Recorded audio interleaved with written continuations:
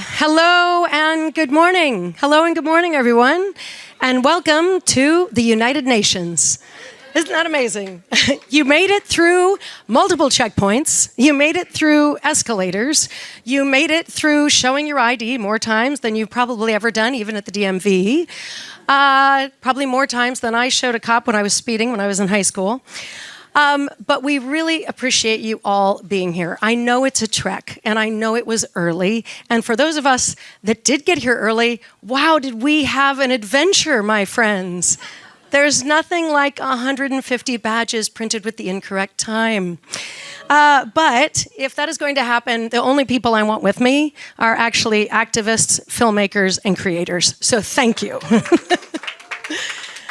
And in fact, there was one great moment. If you heard last night, I was making everyone hum the theme to Jurassic Park to get us in the mode of films and thinking. And today, I want you to think about Star Wars, because one of our guests, love you, Christina, was able to do these are not the droids you're looking for to that poor security guard, wore her down to a nubbin. And that is why we are all here today. Thank you, Christina. Woo! Raise your hand. There she is. Yes. So, should you ever need to not cause an international incident and you want someone by your side, Christina is who you need. There you are. Well, thank you for being here. I am Heather Mason. I'm the CEO and founder of the Impact Lounge. And for those of us, anybody who's been to an Impact Lounge event before, I know we have new faces and we also have returning faces. I don't say old faces because otherwise I would mean me. And having 2 hours of sleep, I think I'm aging by the minute. So anybody attend an Impact Lounge event before? Lumen Awards, Sundance, Cannes, I love it.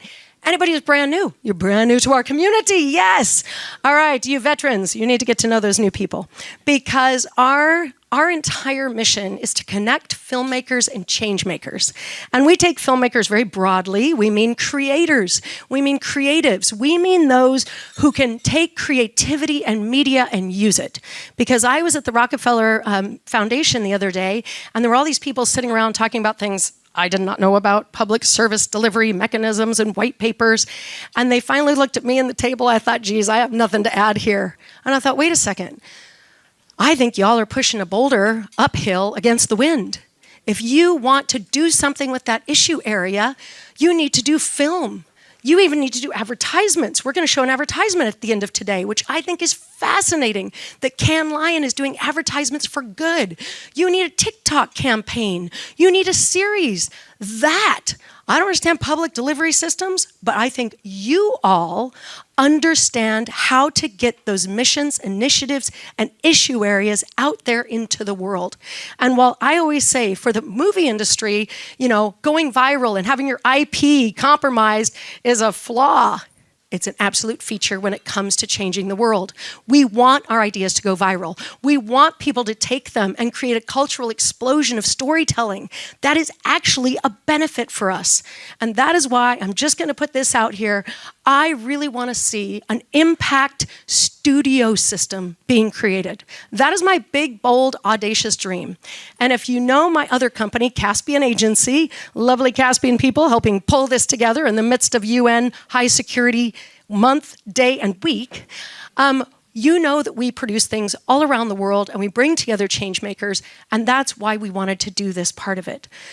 But I get excited because our clients on the social goods side are large foundations. And when I look at the entire studio system and how much they made this year, anybody know? You guys probably all know. $9 billion. Oh, isn't that adorable? I mean, I think that's the cutest little thing. One day they're going to grow up and make even more money. $9 billion. That's it. I mean, it's cute. It's super cute. If you add philanthropic capital, 23 trillion is going to get transferred, or you guys know, largest wealth transfer in history is going to take place over the next couple years. If we mobilize that philanthropic capital, it makes the studio system look adorable. And especially if they do slates of films, slates of TikToks, an alternate impact studio system. And not just the videos, but paired with change makers like you to do the work on the ground. That is the bold, audacious vision of the Impact Lounge. And traveling to places like this and trying to manage through the chaos of badges. So that's enough of me. I want you to hear from changemakers themselves, and I am so excited to introduce at the very beginning, Kirsten Schaefer is the CEO of Women in Film, and I've gotten to know her when she was at our Lumen Awards, which is incredible. And so thank you so much. I'm going to help you up because they didn't even give us a stare. Didn't even give us a stare. There you go. And I do want to say, before I clap for you, I'm going to make them clap for you. These chairs, while they're super cool and like totally film, please be careful when you get up on them because we all know they're cool, and cool sometimes is a little tricky. So please be careful. Any of my speakers. There you are. Thank you. Thank you, Heather. We're thrilled to be here this morning at the Impact Lounge. I run an organization that's 52 years old. We've been working to achieve gender parity in Hollywood, mostly in film and television, for the last 5 decades. We've made some progress, as you probably know, and also are experiencing the pushback. This week, Hollywood is really under the microscope around issues of free speech, something we have not experienced in the United States really for 75 years. But we know that many other countries around the globe have experienced this in more recent decades. And we look to learn from you, to partner with you, to combat what is happening now across our country. I'm really excited to introduce our moderator for today's panel, who is going to tell you more about what we do at Women in Film in the in the international space, which we've been amping up in the last few years and working with partners primarily in Kenya, Nigeria, and India. So here to say more about this work and introduce the panelists, please welcome Andrea Wilson Mirza, our head of international programs. Thank you. Thank you, Kirsten. Thank you, everyone. Wow, what a room. Good morning, everyone. I'm going to, this is an extra microphone. Okay, great. Perfect. Okay, great. I'm going to introduce our esteemed panelists. And I want to tell you, I was so thrilled to see the heading that was up at the beginning of the session of how stories spark change, because this is literally what the people you are going to hear from on this panel live and breathe every day, which is the power of narrative storytelling to shift norms, to transform behaviors, to connect with audiences around the globe, and to create a space where conversations can shift culture, policy, and daily life. So I'm thrilled to introduce the panelists. I'll ask everyone to start to come towards the stage. Ajoma, I see you in the back there. Victor, I'll have you come and sit next to me. I have Victor Oroso Alvera, who is the Senior Economist and Program Lead of the Entertainment Education Program at the World Bank Development Impact Group. Let's give Victor a hand. Ajoma Achai, the Managing Director of the Co-Creation Hub. Please welcome Ajoma. Wame Jalloh, who is the Executive Director of the MTV Staying Alive Foundation. Welcome, Wame. And my brilliant colleague, Sisi Wamedi, who works with me in our narrative change work in Kenya, Nigeria, and India on our international programs. Please welcome Sisi.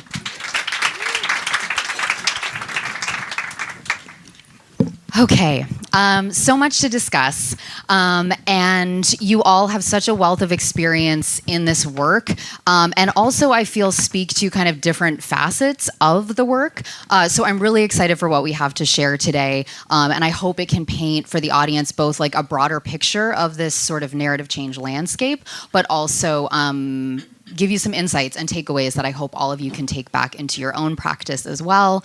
And we will be here as well after the panel, so hope to continue the conversation as well. Ajoma, my friend, I'm going to start with you. Ajoma, with your work at the Creative Economy Practice and this Entertainment Media Hubs project in Kenya and Nigeria, which I'm going to have you share more about, you've created this storytelling community, really a community for filmmakers and content creators at these hubs. And I would love if you could start by telling us a little bit about that project, but specifically how a commitment to gender equitable storytelling is the entry point for the filmmakers and the community coming into these hubs. Thanks very much, and it's very good to be here. Can you all hear me at the back? Clap for me if you can hear me at the back. Thank you. So my name is Ojama Chai. I'm the CEO of a company called CC Hub, and we support entrepreneurs that work both in the technology sector and the creative industries. And the EM Hubs program is a program that we started maybe a year ago now with support from Gates Foundation. And it's based on this idea that we all believe in, which is stories shape narratives, narratives shape behaviors and attitudes and norms have an implication for women and girls and everybody in society. And so what we do with the Entertainment and Media Hubs program, which we run out of Kenya and Nigeria, is essentially 4 pillars. One is community. Build a community of storytellers, specifically in film, television, and social media content creation, around this idea of the power of narratives to change society. The second pillar is around infrastructure. If you work in any of these sectors in Nigeria or Kenya, you're stifled by things that you probably take for granted in New York. Rehearsal space, studio space, meeting space, community space, workspace, editing tools or software, all that stuff. And so we have 2 physical spaces in Nairobi and in Lagos where storytellers and filmmakers can come together with like-minded community members and have access to the space. The third pillar, again, something that a lot of people take for granted, is just access to creative training, skills development, technical skills development, business skills development, because a lot of these sectors are quite commercial in these countries and there isn't a lot of government support. And then the fourth bit of the program is funding for content creation. The access, though, to these things is only possible if you take a flagship gender equitable storytelling course that we've designed and commit to gender equitable storytelling. And essentially the course covers a bunch of things. One is equity versus equality, but it also covers how helping storytellers understand how media and entertainment change and can influence norms. But it also sort of forces the storytellers to analyze their own work for how gender inequity shows up in their characters, in their plots, even behind the camera. And then it ends with a commitment to tell more gender equitable stories. And we have a sort of checklist, for want of a better term, of what gender equitable storytelling looks like. So women with agency, men as allies, challenging stereotypes, and just reimagining a world that we want to see. And so that's the project in a nutshell. At the moment, we have something like 1,500 members of the community who have taken the gender equitable storytelling course. We have a pipeline of about 5,000 plus storytellers waiting to take the course.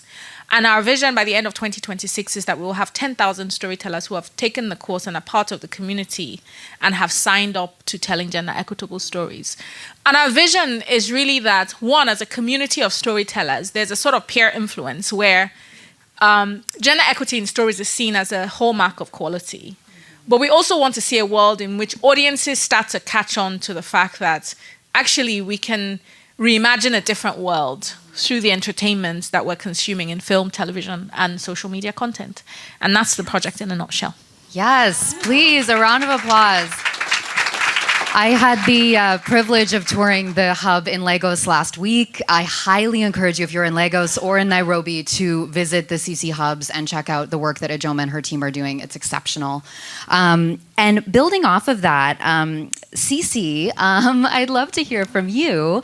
Ijoma mentioned the sort of checklist or guidelines around gender equitable storytelling that they're exploring in this course. Part of Women in Film's work with our partners in Nigeria and Kenya has been around developing a framework for evaluating content and giving it a gender equity ranking, if you will.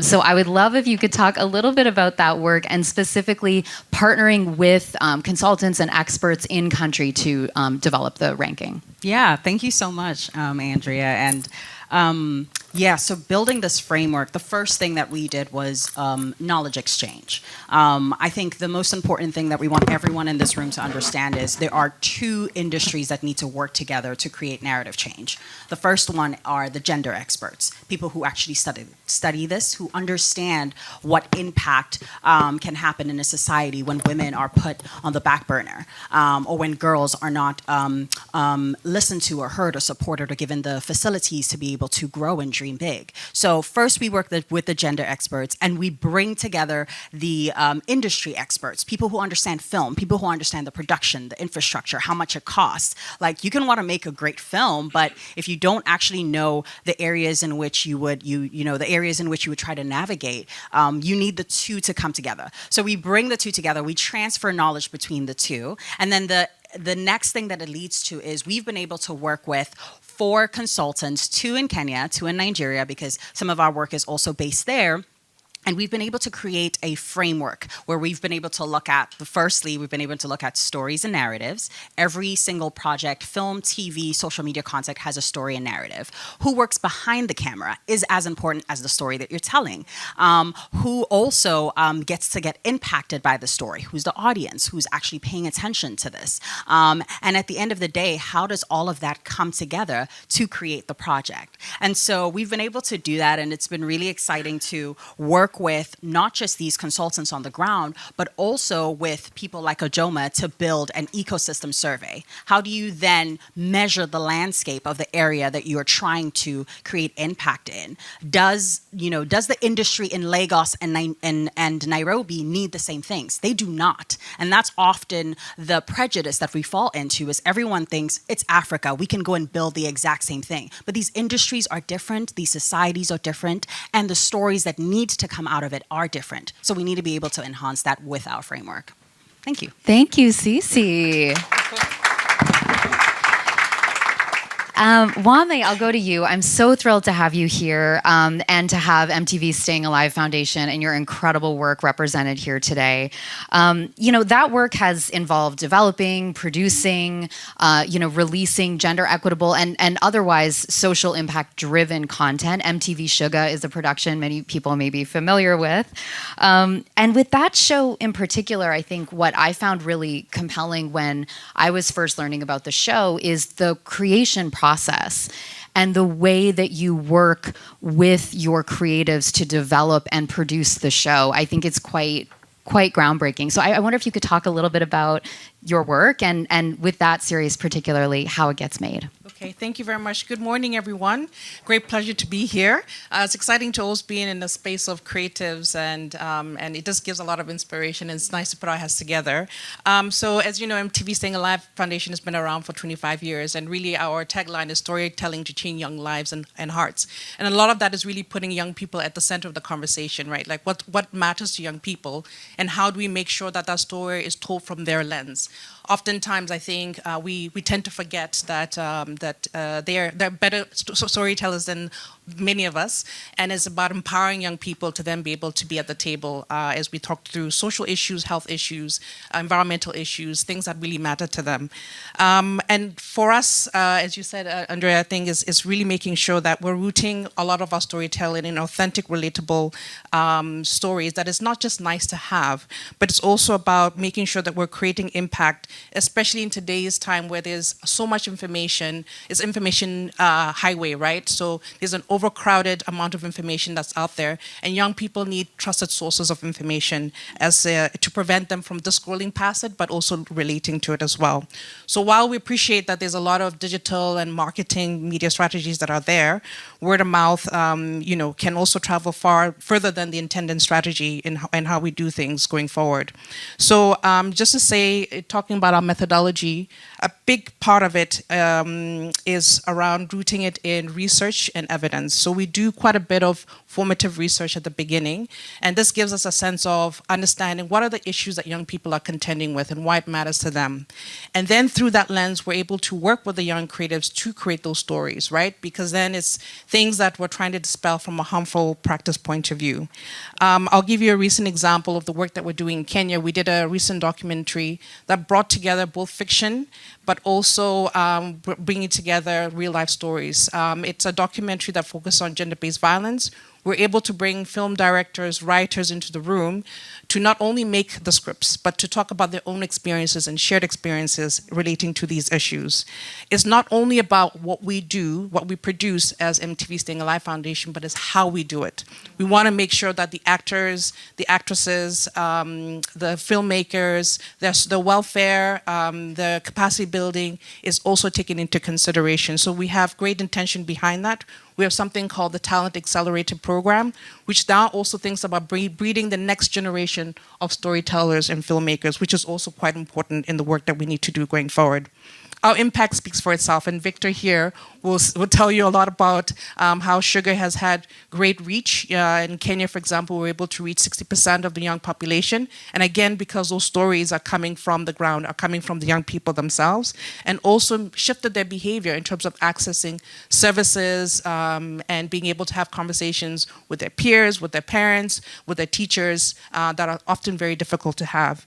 I think one of the things that I wanted to highlight is critical for us as MTV Staying Alive Foundation is the collaborations that we have with other organizations. We work in an ecosystem with other creatives, as well as service providers, etc. And this is important because once you shift the behavior of a young person, they need to access service somewhere. They need to be able to go and reinforce the message and with their peers. And this is a real important part of our work. So we do a lot of peer education work, and that helps to reinforce that message on the ground. So our work is quite comprehensive, both on the content side, but making sure we can reinforce the information at the community level, but also build a capacity for young filmmakers going forward. Thank you. Yes, thank you, Wame. It's an incredible body of work, and thank you for that. And what a perfect tee up to my friend Victor. You know, as we know, we can't move what we can't measure, right? The data and the way that we're looking at impact is so critical to this work. And Victor, you and the team in the World Bank have done exceptional work to analyze the impact of productions like Sugar on norms and behaviors. So I wonder if you could speak a little bit about the findings of Sugar, and also if there's any other recent findings you might want to mention in terms of learning in the space. Sure. Thanks for the invitation. I work in the research department of the World Bank, where I lead the program on entertainment education, the use of entertainment media with development objectives, where we work with development agencies and media firms like MTV, Discovery, and others to normalize edutainment, right, in traditional development investments on social behavior change communications. So we use randomized controlled trials, right, to study the causal effects, not correlation or association, but the causal effects of these campaigns on changing attitudes, perception of norms, and most importantly, behaviors through randomized controlled trials. So a decade ago, with Eliana LaFerrara and Abhijit Banerjee, the 2019 Nobel laureate in economics, we ran an RCT of the third season of MTV Sugar. We see that this show not only improved knowledge about HIV transmission and improved attitudes towards people living with HIV, but most importantly, it changed behaviors. After 1 year, it doubled HIV testing and reduced chlamydia infections by half, both objective, not self-reported behaviors. It also reduced by a third gender-based violence among viewers, making this one of the most cost-effective interventions to combat both pandemics, global pandemics. More interesting for the storytelling crowd is that these effects were even larger for respondents that said that they immersed, they had greater immersion in the program and greater identification with characters, something that clearly PSA information-only formats wouldn't be able to do so. And now, this was not an exception.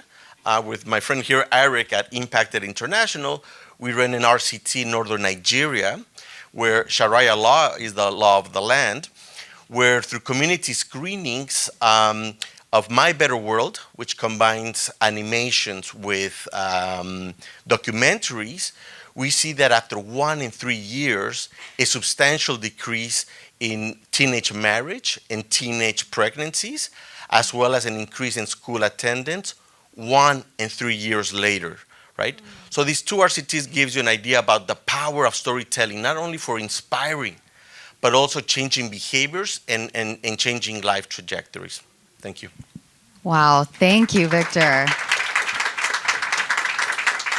It's incredible. And I will say, as a filmmaker, having that information is so helpful to our work and our advocacy as well when we're talking about how do we get our films made, how do we get these stories that we know will have impact. To have research like this to point to is hugely helpful to our sector as well. Ajoma, I'd love to go back to you. I know you said it's been about a year, which I think is just pretty unbelievable in terms of this Hubs project, that it's only been a year and you already have this incredible community. I'm curious what your takeaways are at this point from the storytelling community in terms of what do they need the most to get these gender equitable stories out there and get them made? What have you learned from, the needs that have been identified through building this community? Thanks very much for that. So there's a number of things. I think one is we need an ecosystem approach. I think just providing skills or just providing funding or just providing infrastructure will not solve it. I think it has to work in concert because each of the components of the program does a slightly different thing. Because on one hand, you want entertainment that's good, right? People want to be entertained. They don't want to be watching sketchy storylines, that kind of thing. So we need them to have sort of technical capacity. At the same time, you want gender equity to be embedded, not as a sort of add-on or in the credits or, we want to embed it in the DNA of the storytelling. And so we're finding that when you're embedding it, which is why we've taken the approach of access to everything is you have to first sign up to gender equity across the whole piece. So I think an ecosystem approach, a holistic approach is critical. I think the second thing we're learning is that the power of platforms in terms of traditional distribution is waning. Because the filmmakers and the storytellers have their own audiences. And so when we went into the program, we had this big idea, we still do, although slightly less big, of developing partnerships with sort of traditional platforms. But then we're finding that actually these storytellers have their audiences on different channels and different platforms. For example, one of the champions that we're working with released a film maybe 4 months ago now. In 3 weeks, the film had 20 million views on YouTube. And it's kind of like, what platform partnership am I going to negotiate for her? Like, she doesn't need me for that. And so I think we need to understand how to reach the audiences where they are and recognize that the storytellers are vectors, for one, that's a terrible metaphor, but they're vectors for the stories we want to tell and the types of narratives we want to shape. And we have to rely, in many cases, on them and where their audiences are. Is something that I'm learning. And I think the final thing is, just in terms of the audience reception, people don't want to be preached at, particularly young people. And so we're finding that the content that does, the pieces of content that do well in terms of reach, in terms of engagement, are pieces of content that are truly entertaining. And so it's about how do you make sure that we don't make sort of gender equitable storytelling boring. And I think that that's the biggest risk. Yeah, completely agree. Thank you for that. And I love the call out of, we have to make great films. We have to make great films. And ultimately, that's going to be the most successful tool for social change.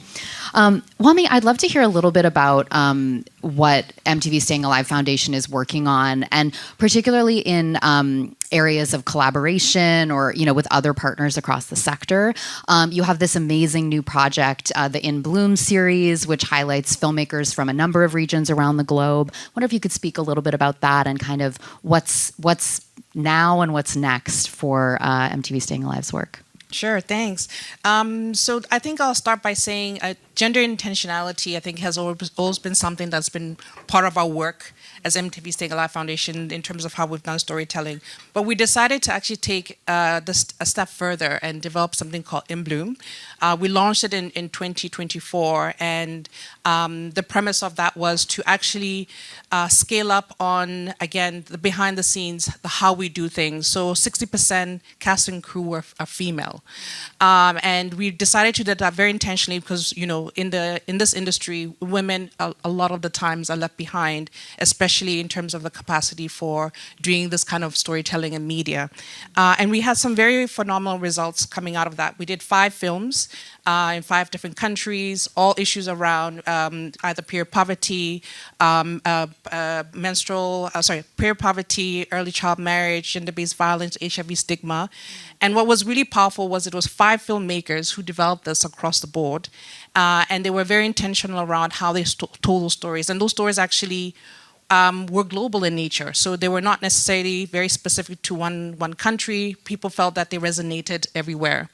One of the things that we thought to do in this particular project was also experiment with the format.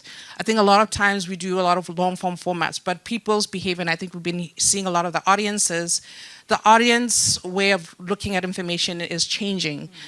So short-form content was really important for us to make that pivot. So 10 minutes, 12 minutes long, a single storyline that actually has great impact also works. And this is what we had the opportunity to do within In Bloom. And just to say, just to give 2 examples of this, we have one called Ifefe, actually based out of Nigeria. It's a story about a young woman actually who's had to make a choice between her family and work. And these are women economic empowerment stories that you don't often hear. And it actually resonated globally because everyone was saying, you know, unpaid work for women matters, and how do you raise these issues and highlight them, showcasing. Another film that we did, that was short form content, was here in the United States. It's called Water Angel, again looking at Black maternity mortality issues in the US and how that affects, again, a singular story, very powerful, supported by stats and evidence to say this is the problem that young women are encountering, these are the conversations that we're having, and you have a short form content that sparks debate and conversation. So for us as MTV Staying Alive Foundation, I think playing around with different formats, having singular powerful messaging, and making sure that is rooted in evidence that says this is the problem that we're trying to solve going forward. These are the conversations that we want young people to have. Thank you. Fantastic. Thank you, Ame. And I want to put in a plug here. You can watch these short films, right? They're on Paramount Plus. Yes. They're also on the YouTube channel. Correct. So highly recommend. And some incredibly acclaimed filmmakers doing this work. Yes. Really, really brilliant work. Highly recommend checking it out. Thank you. Cece, I'd love to hop back to you and talk a little bit about the findings. So you talked about developing this framework to analyze existing films. Are they gender equitable? How do you hope to use the findings to influence filmmaking in the future? So whether that's with funders, with conversations with filmmakers, how do you see these findings of what is gender equitable content and perhaps the stereotypes and, you know, things that you've learned about through this process impacting the future of the sector? Yes. So typically with findings, reports, frameworks, you have a report, right? You put together all of your findings in this beautiful report and you send it out and it goes out and someone reads it at some point and it, you know, brings out great change. Yay.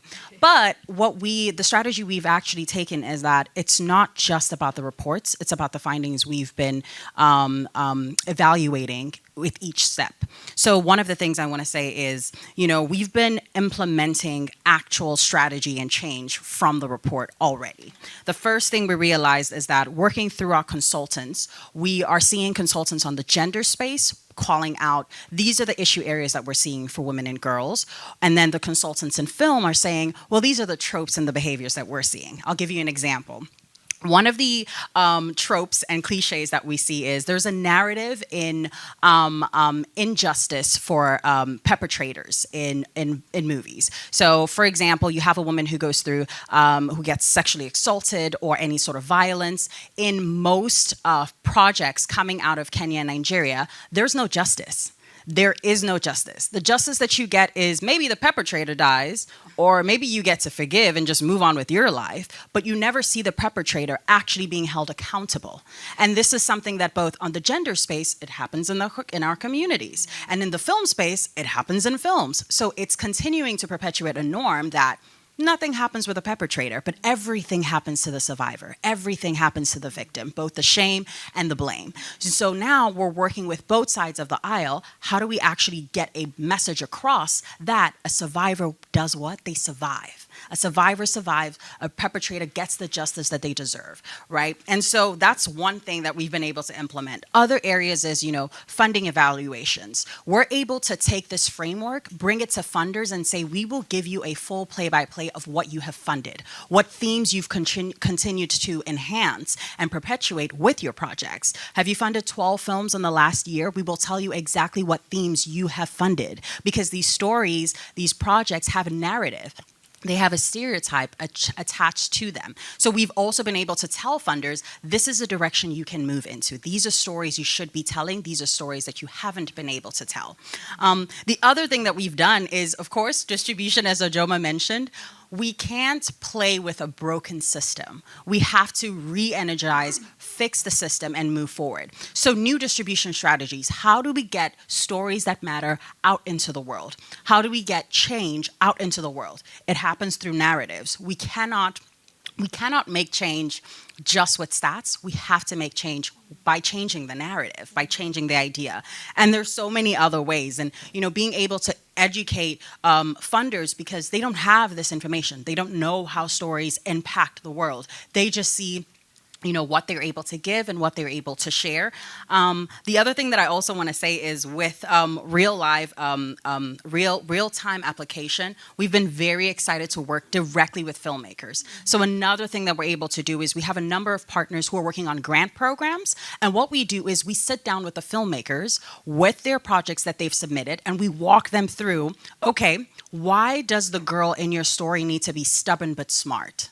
What is the narrative that you are implementing by introducing a young girl? She might be the most amazing person in the world, but she is just not personable enough, right? Or the narrative that a woman who is highly successful in the workplace has to have the most unbelievable love life, family life. She's just falling apart outside of work. But at work, she's a superhero, right? What does that tell you about women in the workplace and about the idea of how they can be, how they can show up in the world? So we are in real time working with filmmakers and storytellers because they don't also know how to implement change in a way that is entertaining, in a way that still gets their point and their story across. So that's some of the things we've been able to do, and I'm just so excited that we've been able to work alongside most of our partners on this stage to make that possible. Thank you so much, Cece. Thank you.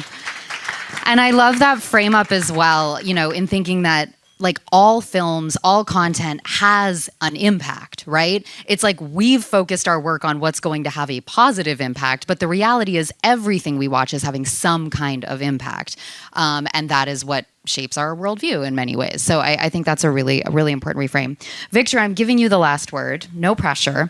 But one of the things that's brought us all here today is collaboration. We all are connected in an ecosystem. We all do collaborate and work together. I wonder if you can talk a little bit about the role of partnerships and collaborations across sectors in your work and how working with, as you said, entertainment, development, private sector has really shaped the work that the World Bank Development Group is doing. Yes, so far, most of our partnerships are restricted to the development sector. So it's like working with World Bank projects and foundations like MTV's in this research. And also, the development sector increasingly is investing in edutainment, although from a very low baseline. And unfortunately, like many other development sectors, it's suffering from strong budget cuts. Mm-hmm. Now, if we want to reach billions of eyeballs, we do need to work with the private sector. And this is very challenging, right? Because you need to balance the development objective of, say, promoting HIV testing with business objectives, financial returns. So, we need to come up with innovative thinking to increase partnerships between the development and the private sector. I think, like many of such innovations, we need champions. We need more Robert Redfords and people like you in this room. We also need new investment models, something like, for example, development sector co-financing some of these productions to reduce the risk for producers to go to private markets. But also, I think we need more data-driven research that could then inform advocacy efforts like Women in Film and others. For example, with GATE support, with USC and UPenn, we're doing content analysis using AI tools and human review, where we could see what's on TV. We can see what are the reactions of audiences online around gender stereotypes, gender roles, and other outcomes, right? So we could follow trends across time, across sub-industries, across formats. Our current pilot has 20,000 movies in over 20 countries. So with this data, right, and reports, we want to pass it on to the advocacy teams, right, with USC, Women in Film, and others, to make the business case that this is what's being portrayed. Here are some opportunities for new areas, but also, other initiatives, maybe awards or, I don't know, benchmarking exercise. So that's the goal. Thank you. Thank you so much, Victor. I want to give a huge final round of applause to our incredible panelists. And I want to say I feel so grateful to be in collaboration with all of you. I think I want to point back to what Ijoma said about the ecosystem of support. This is what filmmakers need. This is what activists need. We need community to do anything in this work. And I think really considering the ecosystem approach, the resources needed, as Victor mentioned, to finance that ecosystem approach is so critical. So huge round of applause. Victor, Ijoma, Wami, Cece, thank you to the Impact Lounge for your support. Thanks, everyone.